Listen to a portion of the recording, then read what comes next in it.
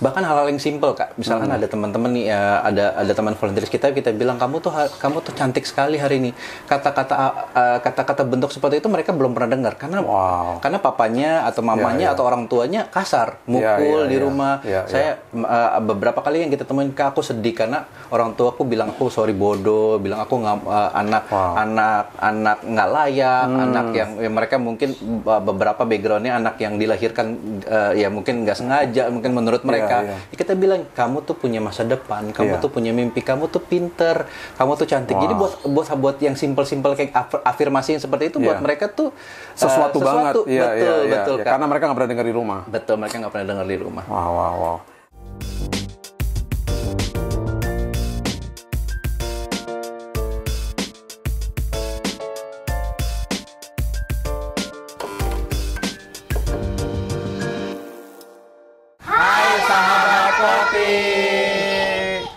Sahabat Kopi, tadi kita udah lihat bagaimana proses pembelajaran di rumah belajar yang didirikan oleh YSBM yang sudah diresmikan ini sebenarnya dari 2 bulan lalu, masih baru nih ya, bulan September kemarin di daerah Bandengan, pinggir rel kereta. Dan kita udah lihat bagaimana proses pembelajaran anak-anak. Mereka juga sangat senang kelihatan dari muka-mukanya ya, mereka antusias sekali. Dan juga waktu pulang itu kita lihat bagaimana ada beberapa orang tua juga jemput mereka di depan dan mereka dikasih makanan sehat gitu ya, dan juga ada susunya. Dan sekarang kita mau dengar nih dari Regen, bagaimana awalnya waktu YSBM, Yayasan Saluran Berkat Mandiri ini didirikan, dengan tujuan seperti apa, kira-kira gitu Regen, gimana? Oke. Awal mulanya sih sebenarnya simpel, Kak. Waktu itu ketika COVID, jadi YSBM itu baru berdiri 2 tahun, kurang lebih pas lagi COVID. 2020 Agustus 2020 YSBM mulai berdiri. Kita dimulai dengan kita kumpulin anak-anak. Jadi itu anak-anak jalanan yang mereka daripada berkeliaran di jalan, kita punya inisiatif nih untuk kumpulin mereka dan belajar. Kenapa belajar? Karena saat itu kan media belajar online, nggak boleh datang ke sekolah. Jadi kita kumpulin supaya mereka bisa belajar bareng-bareng daripada mereka ngamen, daripada mereka di jalanan. Kita kumpulin, terus kita bilang kalau mereka belajar, pulang kita kasih makan. Jadi awalnya itu kita kasih makan, dan saat itu pembelajaran online sangat buat mereka nggak biasa. Karena pertama gini, mereka punya kesulitan, mereka tuh nggak punya device. Orang tuanya nggak punya handphone, nggak punya laptop. Terus yang kedua, kalaupun punya handphone, mereka nggak punya kuota. Iya, mereka bilang, Kak, kita nggak punya kuota, gimana anak kita belajar? Gitu kan saat itu sulit, tahun 2020 pada saat kita bangun. Habis itu kita kemudian, ya udah nggak apa-apa, belajar sama kita. Belajar, setelah belajar 1 jam, kita pulang, kita kasih makan. Gitu. Awalnya seperti itu, Kak. Oke. Jadi rumah belajar seperti ini ada berapa yang sudah didirikan? Kalau untuk YSBM sendiri rumah belajarnya 1. Di sini ya ini 1, cuman tapi kita kolaborasi sama beberapa teman-teman rumah belajar yang lain. Jadi ada rumah belajar yang memang kita bantu, kita kolaborasi sama mereka. Jadi mereka bantu pendidikannya, mereka fokus di pendidikannya, kita bantu bantu makanan. Jadi kita kirimin makanan ke mereka gitu, karena kita punya visi yang sama ya. Kita jadi kolaborasi sama beberapa teman-teman yang mereka sampai sekarang mereka masih ngajar. Gitu. Kita suka kirimin makanan, kita ada peralatan belajar, kita kirimin juga ke mereka. Jadi kita support itunya. Tapi yang betul-betul di run sama YSBM tempat ini. Iya, ini baru ini yang ada, maksudnya ada proses pembelajaran plus juga disediakan makanan bagi mereka. Yang ini yang bentuknya rumah. Ya, biasanya kolaborasi sama teman-teman yang lain tuh ada di kolong jembatan, ada di pinggir rel, ada beberapa di kolong jembatan, di jalan raya. Biasanya kita cuma terpalan doang. Nah, biasanya kita belajar di sana. Gitu, belajar di sana ya cuma dengan meja-meja belajar, kita simpel belajar di sana. Dan anak-anak yang hadir di sini domisilinya area sini semuanya. Biasanya mayoritas daerah sini. Gitu. Yang kalau tadi Kakak lihat itu di daerah pinggir-pinggir rel, terus daerah kiri kanan, tetangga-tetangga yang memang mereka nggak belajar. Gitu, mereka nggak belajar. Ada beberapa anak-anak kita yang memang nggak duduk di bangku sekolah juga. Gitu. Makanya tadi ada yang masih telat untuk bisa baca gitu ya. Betul. Walaupun usianya sudah cukup sebenarnya, tapi masih dalam proses pembelajaran untuk membaca gitu ya. Betul. Nah, kalau dulu yang saya pikir literasi baca itu adanya di daerah-daerah ya, daerah tempat-tempat tertinggal, desa-desa tertinggal. Ternyata ya dulunya saya pikir begitu, karena saya dulu pernah ke desa-desa tertinggal, literasi belajar tuh saya temukan di sana. Literasi mereka nggak bisa baca. Tapi sekarang waktu saya sama teman-teman YSBM dan kita masuk mendalami anak-anak ini semua, jadi ada juga anak-anak yang udah umur 12 tahun mereka belum bisa baca. Kita menemukan gitu. Kayak tadi ada beberapa yang udah 7 tahun, 8 tahun mereka masih belum bisa baca, belum lancar dan belum mengenal huruf. Iya. Tadi kita sudah lihat sendiri. Tadi ada rekamannya juga pastinya yang tentang anak-anak itu yang beberapa yang masih sulit untuk membaca gitu ya. Kemudian kendala-kendalanya apa selama ini? Pastinya kan ada prosesnya untuk akhirnya juga bisa sewa tempat ini. Terus kemudian apakah diterima sama masyarakat di daerah sini? Apakah ada resistansi dan lain sebagainya? Gimana tuh? Bersyukur sih Kak, puji Tuhan waktu kita awal datang masyarakat terima ini teman-teman. Justru mereka senang nih taruh anaknya, menitipkan anaknya di tempat kita belajar sama-sama. Mereka senang gitu. Cuman memang yang menjadi kendala kan untuk makanan ada berapa biaya yang kita mesti keluarin. Karena ISBM ini kita nggak punya donatur, jadi belum ada perusahaan yang bilang oke, saya akan support ISBM. Jadi kita donaturnya berdasarkan teman-teman, berdasarkan kita ada sosial media, kita suka post apa yang kita lakukan. Jadi itu yang kita kumpulin. Jadi kalau misalkan hari ini ada beberapa mereka sumbang buku. Nah itulah ini sekarang beberapa rak-rak buku yang masih kosong, jadi mereka bisa kendalanya dari situ sih Kak kalau lihat. Jadi kalau misalnya sahabat kopi ada yang tergerak mau membantu YSBM, tinggal masuk klik di sini di Instagramnya, tinggal di DM aja. Dan mungkin boleh bertanya, silakan bertanya kebutuhannya seperti apa, bisa menyumbang dengan dana untuk menyiapkan makanan-makanan dan juga proses pembelajaran di tempat ini, dan juga bisa sumbang buku nih, buku-buku dalam bahasa Indonesia gitu. Bahasa Inggris boleh nggak? Bahasa Inggris jangan. Jangan dulu ya. Kenapa? Karena ada beberapa anak yang memang belum bisa baca kan. Jadi untuk memahami bahasa Indonesia aja mereka belum bisa gitu. Bahasa Indonesia saja masih sulit. Bahasa Inggris. Jadi kalau bisa, kalau ada buku-buku bekas bahasa Indonesia yang anaknya juga udah nggak pakai lagi, silakan disumbangkan ke YSBM. Nanti bisa ditaruh di sini. Masih ada rok kosong tuh sebelah sana ya. Jadi itu apa namanya proses pembelajaran yang ada di sini. Nah sekarang kita udah dengar juga bahwa anak-anak ini ada yang datang dan bahkan banyak yang datang dari keluarga-keluarga yang bermasalah. Ya tadi misalnya ada yang dibuang sama orang tuanya. Betul Kak. Kemudian ada juga yang masuk ke dalam proses pembelajaran yang siang hari karena tadi sempat di-share bahwa malamnya itu mereka ngamen. Jadi mereka kerja sampai malam. Mereka tidur sampai siang. Nanti mereka masuk ke sini ke shift yang siang gitu ya, benar ya rekan ya? Betul Kak. Jadi memang beberapa kalau boleh kita bilang hampir setengahnya mungkin memang anak-anak jalanan kan, anak-anak jalanan, terus yang mereka punya status sosialnya kurang lebih mereka tinggal di jalan, yang keadaan orang tuanya mereka juga nggak kenal orang tuanya, ada yang ditinggal sama orang tuanya, jadi mereka belajar di sini. Nah ini juga boleh aku bilang kendala ya, karena gini, beberapa saya temukan mereka itu anak-anak yang lahir tanpa identitas. Orang tuanya nggak punya identitas, nah mereka itu nggak punya identitas, makanya mereka nggak bisa sekolah di sekolah negeri, gitu. Kalau misalnya tanya mereka nggak bisa sekolah negeri, akhirnya mereka di sekolah swasta kan. Nah swasta kan mahal, jadi akhirnya mereka memilih untuk nggak sekolah. Tidak punya identitas ini maksudnya berarti tidak punya sertifikat kelahiran. Iya betul. Iya kan? Orang tuanya juga nggak ada Kak. Orang tuanya juga nggak ada. Orang tuanya, jadi menarik beberapa saya temukan orang tuanya nggak ada.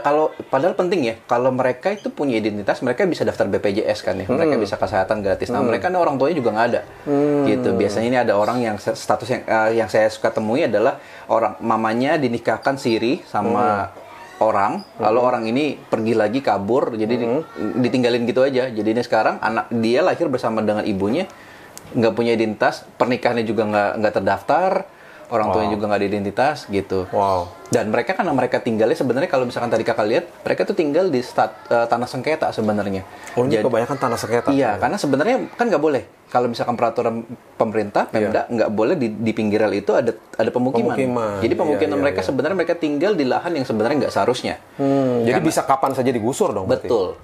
Dan memang sudah seharusnya mereka nggak tinggal di sana. Nah karena tempat tinggalnya juga mereka nggak terdaftar, ya artinya tanah sengketa, jadi susah juga domisilinya. Iya. Gitu. Iya.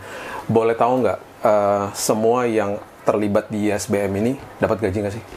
Kita ada beberapa teman-teman volunteers ya, memang volunteers, tapi kita kebanyakan kita ada teman-teman full timer, tapi kebanyakan teman-temannya volunteer. Lebih banyak volunteers. Oke.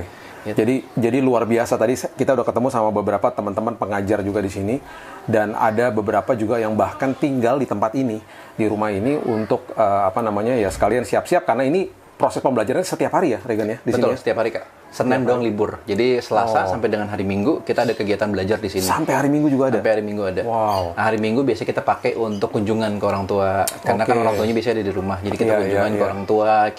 Karena gini, karena ISBM itu nggak hit and run. Artinya kita kenal anak-anaknya, kita kenal orang tuanya, kita sampai kenal keadaan. Jadi kita kenal rumahnya di mana, apa yang kita bisa bantu lagi. Jadi tujuannya nggak cuma pendidikan aja, tapi kita bantu kehidupan mereka. Iya. Bahkan saya dengar ada beberapa sembako juga yang sempat diberikan untuk keluarga-keluarga yang tidak mampu gitu ya, di daerah sini betul. Secara berkala juga kita kalau dapat berkat, kita suka kirimin sembako ke mereka.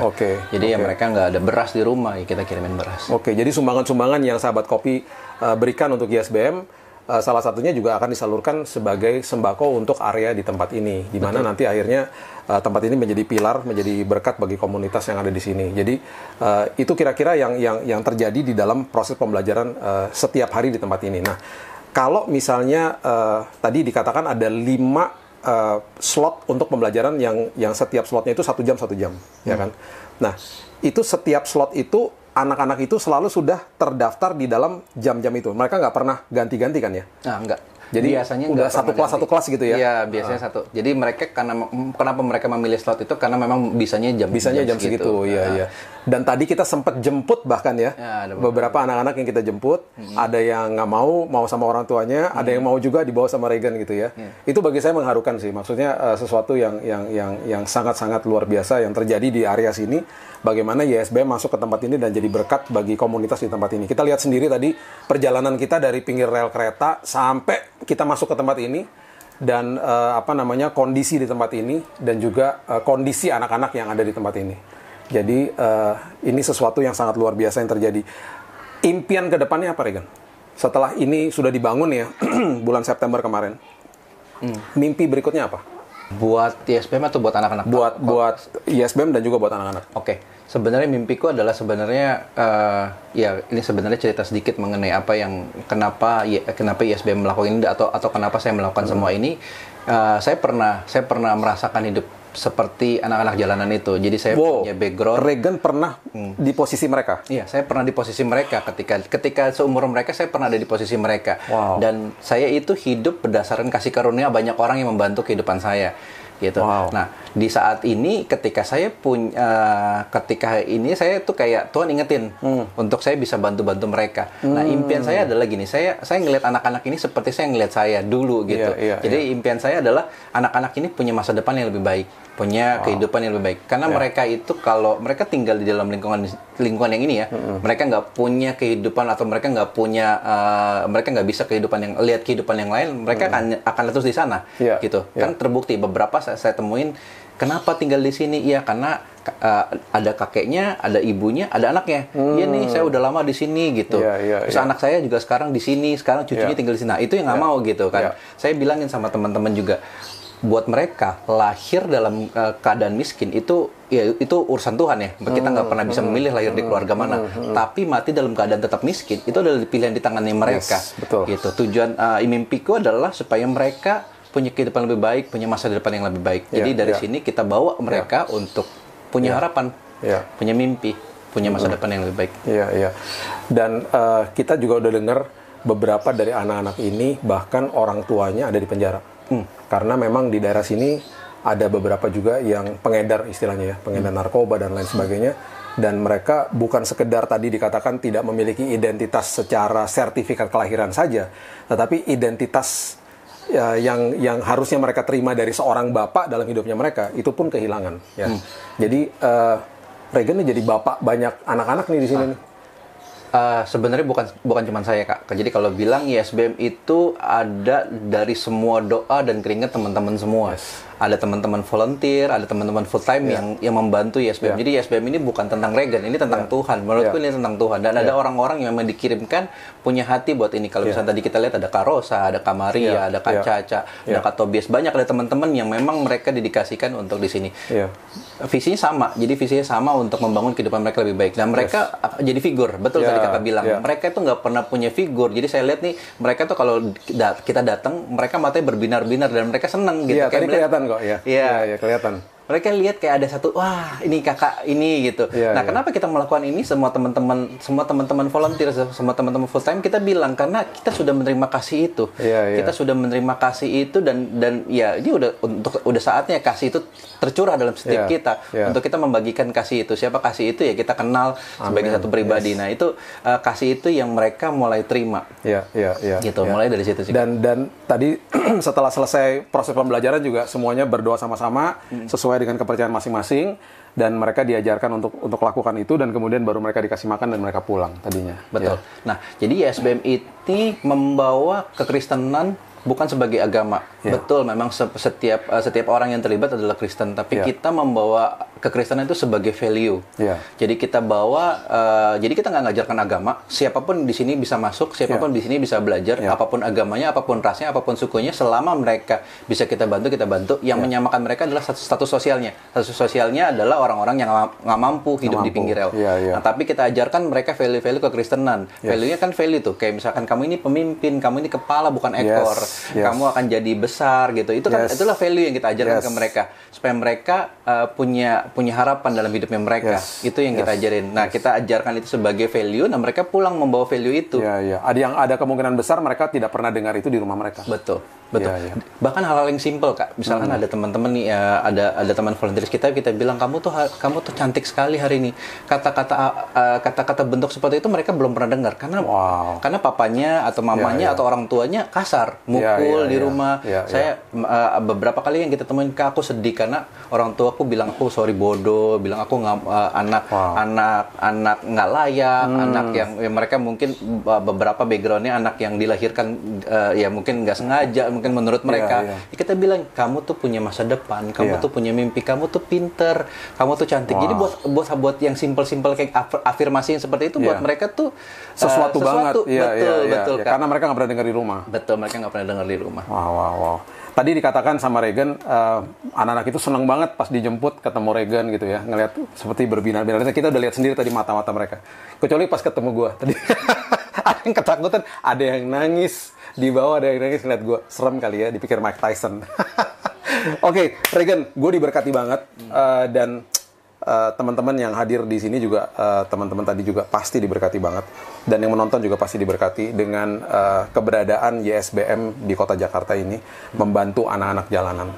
Ya, jadi sahabat kopi, kalau ada yang mau ikut serta, mau berpartisipasi di dalam YSBM ini, nggak punya kesempatan untuk datang ke sini, silahkan bantu mereka, hubungin di DM di YSBM-nya, Instagram-nya YSBM, dan nanti pasti bisa berdiskusi di situ dan bisa membantu dalam bentuk apapun yang mereka butuhkan. Yang tadi kita sudah bicarakan, ya.